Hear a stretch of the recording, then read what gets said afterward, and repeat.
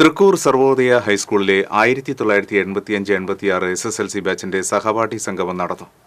സ്കൂളിലെ പൂർവ്വ വിദ്യാർത്ഥിയും തൃശൂർ സെന്റ് തോമസ് കോളേജിലെ മുൻ അധ്യാപകനും കെമിസ്ട്രി വിഭാഗം തലവനുമായിരുന്ന പ്രൊഫസർ TK പരശുരാമൻ സംഗമം ഉദ്ഘാടനം ചെയ്തു. സിജിമോൾ അബ്രഹാം അധ്യക്ഷത വഹിച്ചു.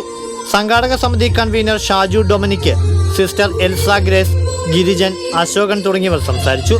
ഉടുക്കിൽ പാണ്ടിമേളം ചെയ്ത് ഗിന്നസ് റെക്കോർഡിന് അർഹയായ ആദ്യ വനിത സംഗീത ശിവശങ്കറിനെ ചടങ്ങിൽ ആദരിച്ചു. തുടർന്ന് വിവിധ കലാപരിപാടികളും അരങ്ങേറി.